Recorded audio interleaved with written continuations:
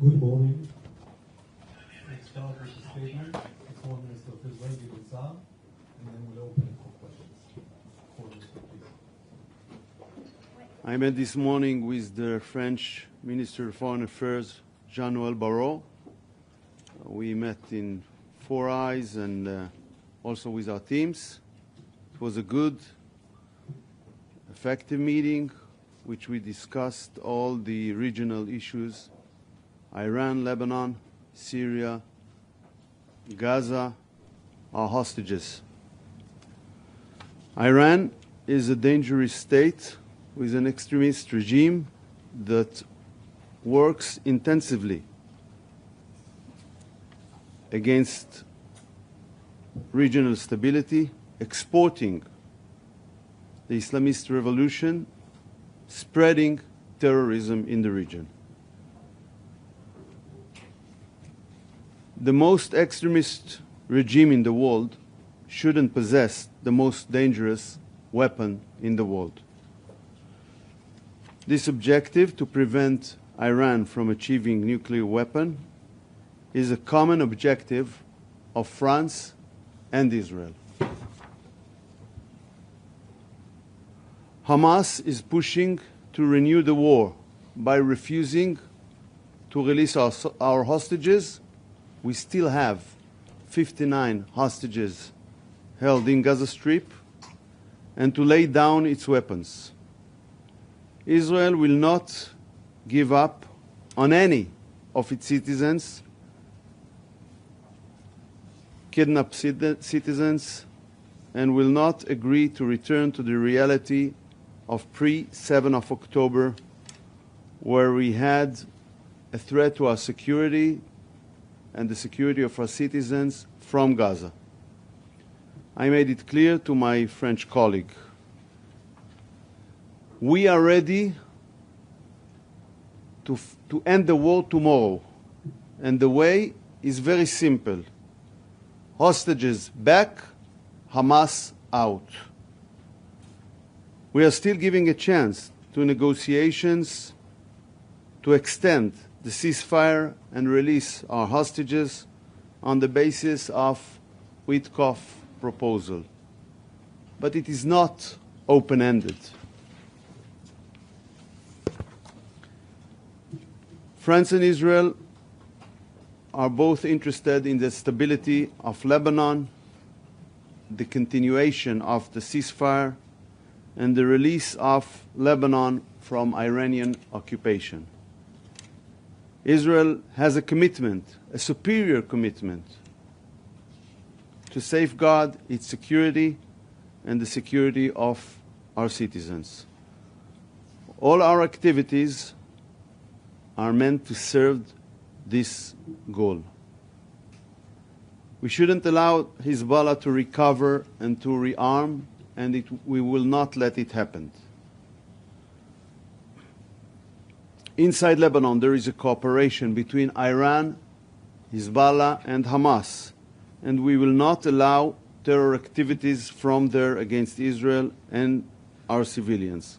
And we will not allow to come back to the reality of 6th of October on any of Israel's borders. France is a friendly country, and I'm saying that even though from time to time we can have disputes. I have a continuous dialogue, an ongoing dialogue with the French Foreign Minister, and we exchange views. I invited him today to visit Israel. I believe he will do that soon. And I'm looking forward to continue our dialogue for the benefit of our two nations. Thank you, Foreign Minister. Questions? Yes, please. Mr. Minister, If you can present yourself. Jeffrey Schaefer from AP. So around a week ago, your government approved a voluntary emigration from Gaza, the Palestinians that want to take it up. How is that going? Is there any progress on that front? What countries, if any, have agreed to take them? It is very simple. free immigration from free will of people should be allowed from Gaza Strip as from any other part of the world, and mainly in zones with the same circumstances. So one thing is here the free will, the free choice of Gazans who wants to leave, and on the other hand, we should have countries who are ready to accept immigrants.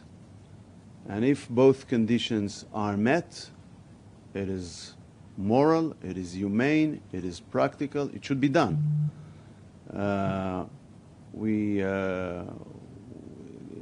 It is not in our intention to enforce anyone to immigrate, but to allow those Gazans who will want to go out, and I can assure you that there are a lot of people there that want to immigrate. Thank you. Yes, please. Basista, Monitor and Kan, radio. Two questions, please. First on Syria, because there were reports that the IDF is operating in order to prevent Turkish takeover of the Syrian territories. Can you confirm that? What is our position exactly of the Turkish presence there? And the second question about Lebanon. The French are saying that their proposal.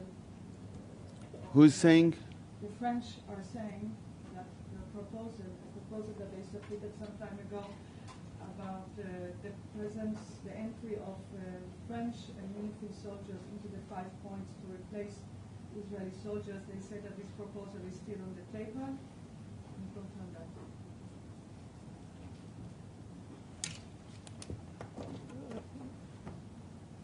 With regard to the second question, it is not something we adopted on any stage. With regard to the first questions, all our military actions in Syria are with the purpose of keeping our security and avoid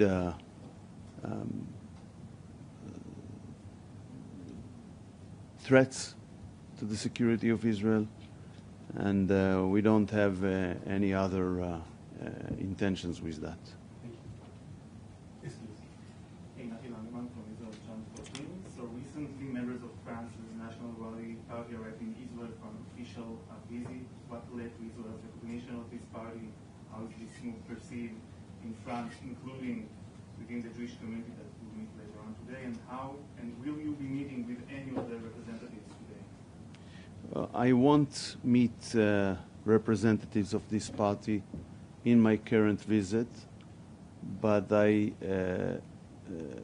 instructed about 2 months ago that we will have connections like we have with any other party.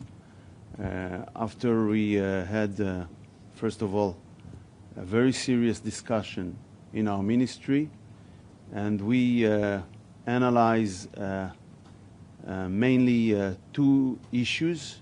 First of all, the attitude towards the State of Israel. Secondly, the attitude with regard to phenomena like Holocaust denial, anti-Semitism. And we indeed noticed that a change had occurred in the context of this party, and I had same decision about 2 other right-wing parties in Europe. And of course we also, through our embassy, had a dialogue with representatives of Jewish community. I can say that you have differences, you have a different approach. Some things, one thing, others think differently, but eventually the decision is ours as a sovereign state, and this was the decision. Thank you. Yes, please. Yeah, Harold Hyman from C News. Question about Iran. Is the Iranian nuclear or ballistic danger imminent, according to you? And are Paris, Jerusalem on the same page? And are you cooperating also with Washington and London about this threat? We are speaking, of course, with Paris and London. Both are friendly countries. Of course, our dialogue with the U.S. is most intense, and we are sharing information, analysis, and this is the dialogue. This was part of my conversation with my counterpart today. Thank you. Yes, please. Sorry, John Irish from Reuters. I've got two questions. Just to follow up on the Turkish question. How concerned is Israel about the apparently growing role of Turkey in Syria? And on Iran, Western powers frequently talk about Iran's irreversible knowledge gain, meaning you can bomb Iran's sites, but you can't take away its knowledge. Can you repeat the second question? Sure.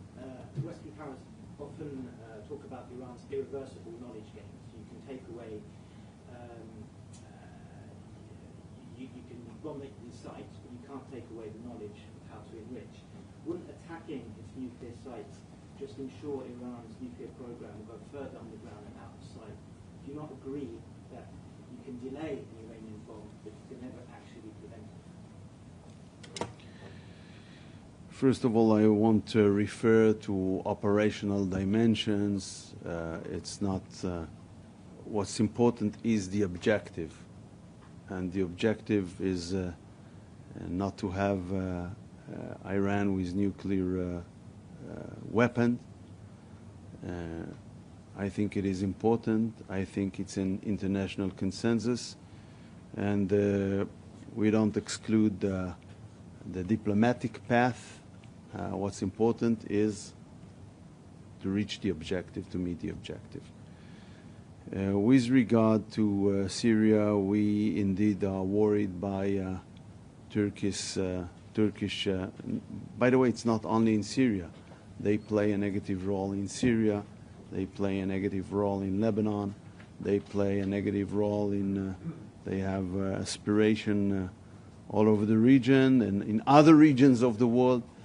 And specifically, they are having aggressive attitude towards the Kurdish autonomy, Rojava, in the northern part of Syria, and they are doing their utmost to have Syria as a Turkish protectorate.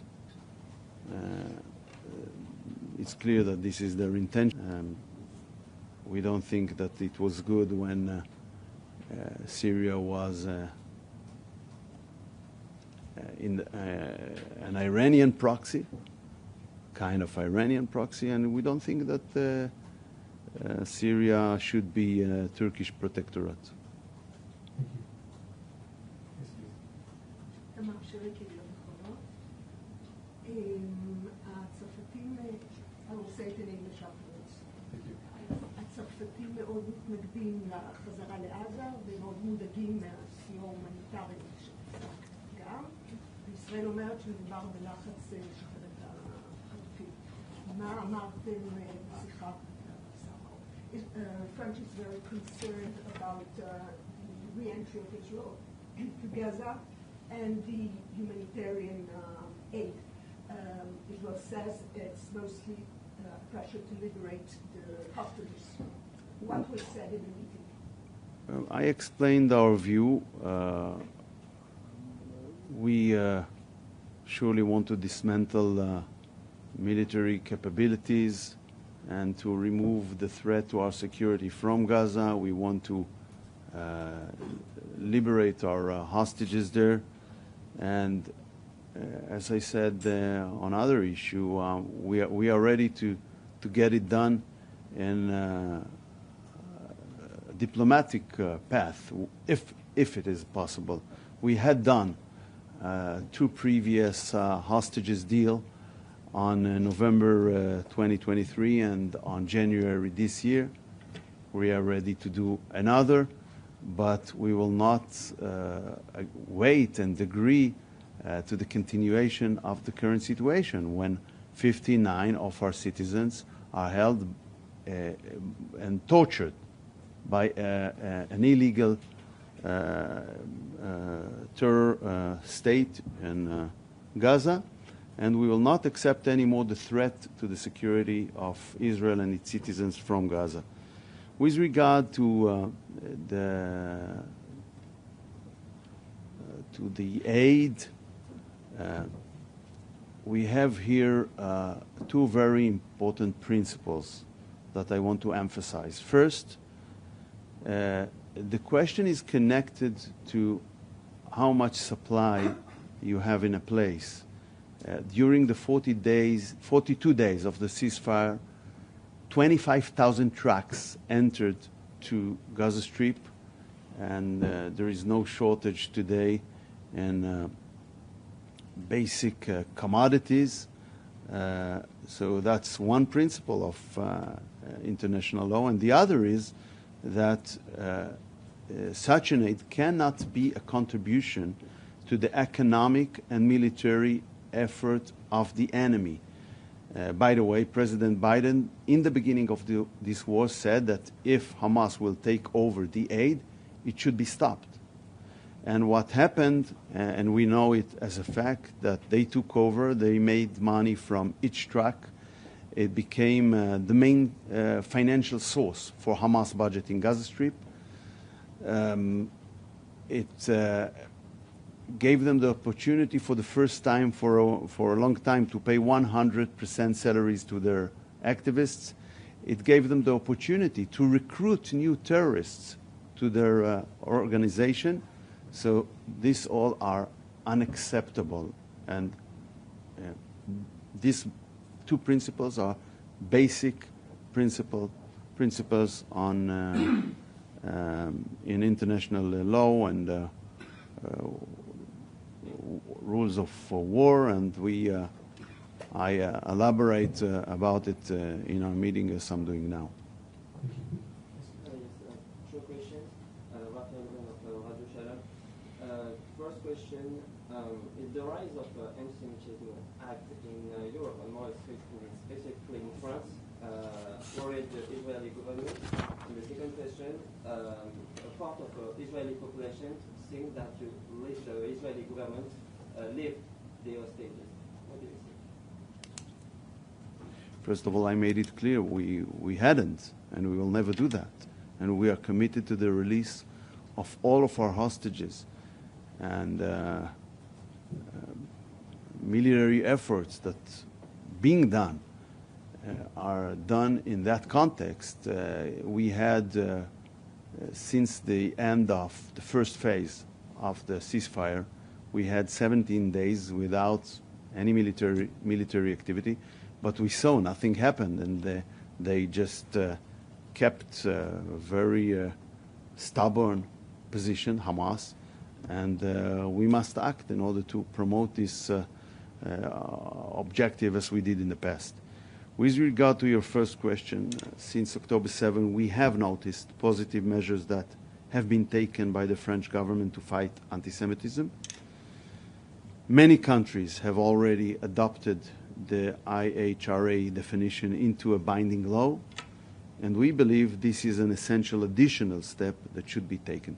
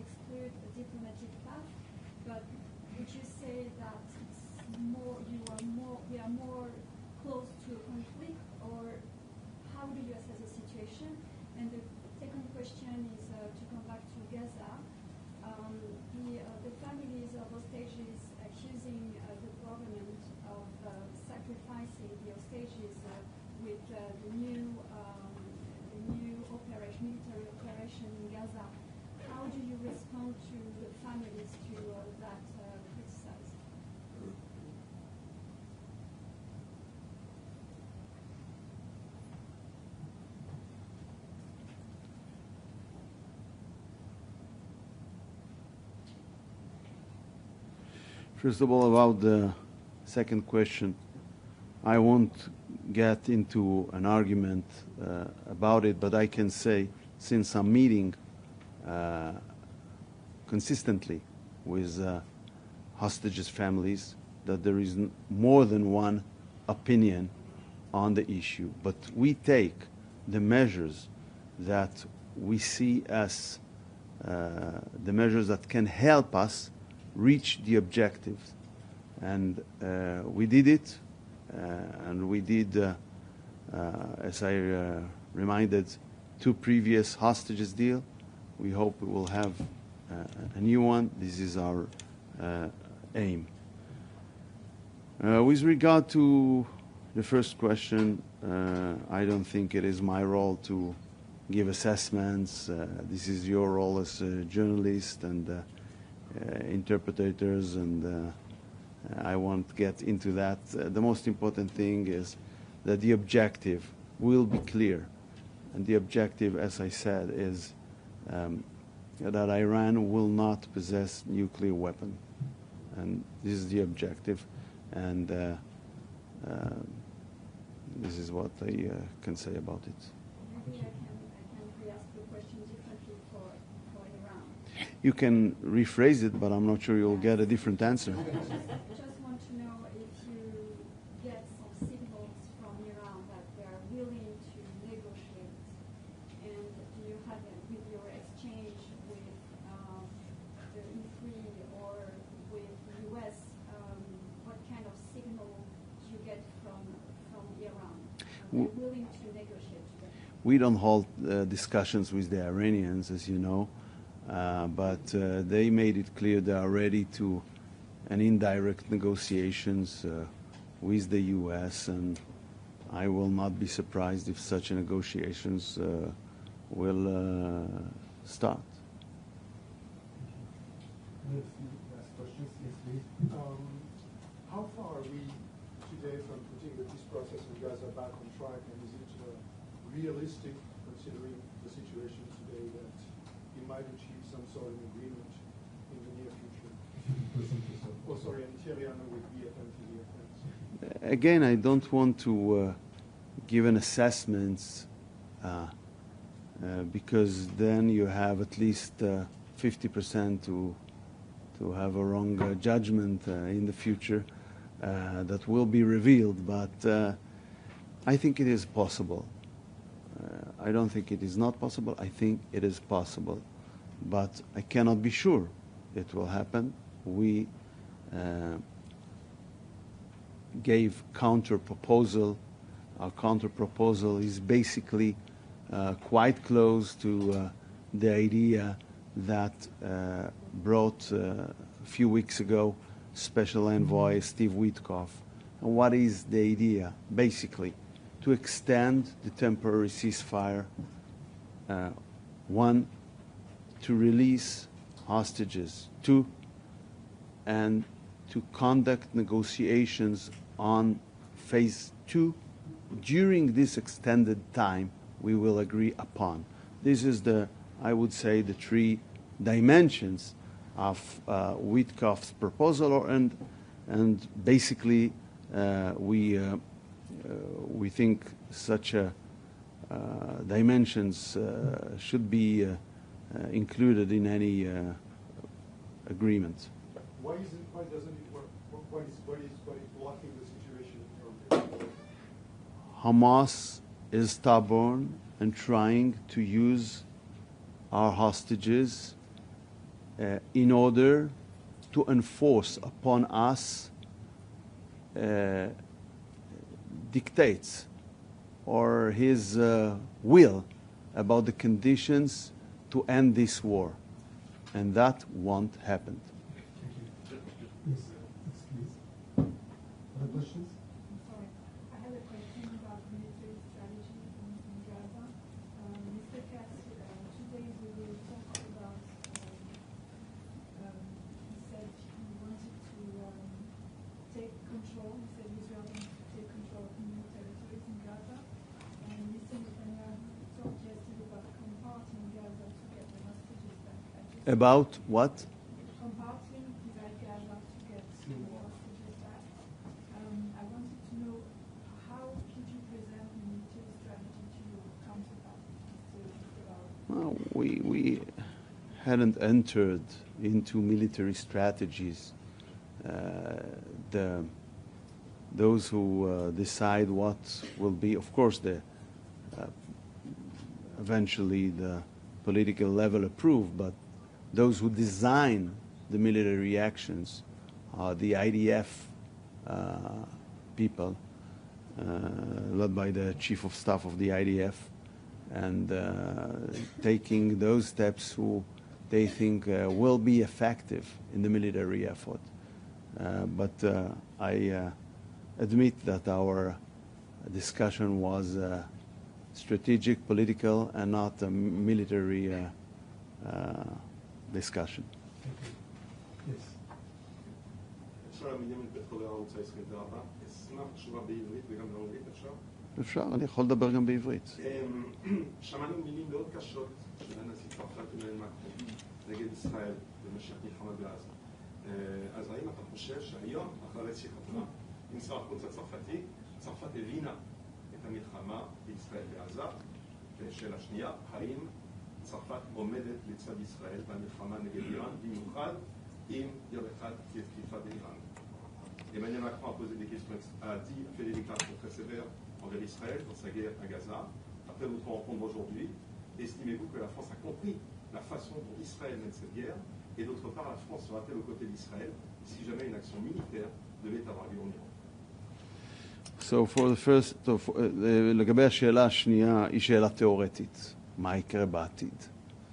כמו שאמרתי קודם, היעד הוא משותף. היעד שלאיראן לא יהיה נשק גרעיני הוא משותף לצרפת ולישראל. ואנחנו דנים באפשרויות שונות מבלי לפגוע בריבונות של כל אחת מהמדינות וביכולת שלה לקבל את ההחלטות הנדרשות לפי שיקול דעתה. צרפת היא בין המדינות הפעילות בסוגיה הזאת. לגבי השאלה הראשונה, כשאתה מחליף דעות, כשאתה מקיים דיאלוג, הסיכוי להגיע ליותר הבנה הוא גדל. זה לא אומר שצד אחד מצליח לאכוף את דעותיו על הצד השני. זה לא עובד ככה בעולם המדיני, אבל יש לי דיאלוג שוטף עם שר החוץ הצרפתי, לא רק בפגישות, אנחנו משוחחים מעת לעת בטלפון כשיש התפתחויות, והוא גם באופן יחסי בקיא בנושאים, ואנחנו מסבירים את העמדה שלנו, לפעמים גם כשאנחנו חושבים שיש איזושהי אמירה שהיא לא מוצדקת. הייתה לדוגמה לפני שלשום, אם אני לא טועה, ביקורת על עובדים הומניטריים שנפגעו, ובפועל המקרה הזה, מי שנהרג בו היה אחד ממחבלי החמאס שביצעו את הטבח ב7 באוקטובר, ועוד נדמה לי 7 או 8 אנשי חמאס וג'יהאד איסלאמי. ואנחנו מביאים הרבה פעמים את העובדות שלנו מוכרות יותר. אבל אני לא יכול לדבר בשם שר החוץ הצרפתי, אבל אנחנו הצגנו את העובדות, כפי שדובר צה"ל הציג את העובדות. ישראל אף פעם לא מטרגטת אל המחבלים. זה לא אומר שבמלחמה בכלל אין תקלות, יכולות להיות תקלות, וזה תמיד מצער אם הן קורות, אבל במקרה הספציפי הזה, גם ההתנהגות של הרכב וגם הזהות של מי שנהרג מעידה על זה שלא הייתה טעות. אז אנחנו מציגים את העובדות האלה, ובסך הכל אני חושב שזה תורם. עוד פעם, אתה לא, צרפת יש את העמדות שלה, לא בכל הדברים אנחנו מסכימים, אנחנו מציגים את העמדות שלנו ואת האינטרסים שלנו. Just turning to trade for a moment. Can you confirm that the Israeli government has dropped all tariffs on U.S. goods coming into your country after the U.S. government slapped 17% tariffs on Israel? That was a tweet, apparently, from Netanyahu this morning. I believe there was an announcement by the Prime Minister and the Finance Minister on the issue. I cannot add on that because I'm not dealing directly with the issue. Thank you. Yes. So currently, Israeli Prime Minister is in Budapest following Hungary's pledge not to arrest him, and its announcement of withdrawal from the ICC. Has the issue of possible arrest warrants and immunity for Prime Minister Netanyahu and former Defense Minister Gallant been raised during your visit here? First of all, you spoke about Hungary, and I raised the issue on my visit to Budapest on February, suggesting that Hungary will quit from the ICC. I know they are consider that seriously and will have to follow their announcement from the visit of the Prime Minister. With regard to France, I spoke about the issue in the past with the Foreign Minister, the French Foreign Minister, and they published an opinion which, in their mind, there is an immunity for heads of state. It's also a legal perception, and including the Prime Minister. And this is the way they see the issue. Of course, it's not the same way Hungary is looking at the issue, or us, but it is a recognition for the immunity of heads of state that they say they will implement. Last question, please. Yes. Yes, two quick questions, please. You said earlier that you would not be surprised if indirect negotiations are launched between the Trump administration and Iran. What would be Israel's red lines if an agreement is achieved, taking into account that the window of negotiation will be very short with the October snapback? And I also wanted to ask about normalization in Lebanon, because the American envoy said that the U.S. is working in that direction. What does it stand for the moment? Did we really start negotiations with the Lebanese government? First of all, with regard to the first question, I don't think I should deal with that publicly. With regard to the second question, we, of course, would like to reach normalization relations with Lebanon. It might be too early from Lebanese perspective to do it right now. We started to negotiate on certain issues. We have a team negotiate on the issue of borders and certain borders disputes that we have for time with Lebanon. And another issue is certain prisoners caught in this war in Lebanon by us. And there is a team, a negotiating team. Also, my ministry is represented there by the Director General of the ministry. And we will hold negotiations on these issues, but we are not yet in the point of negotiating normalization. Hopefully, we will be in the future. Thank you. This press conference is now over. So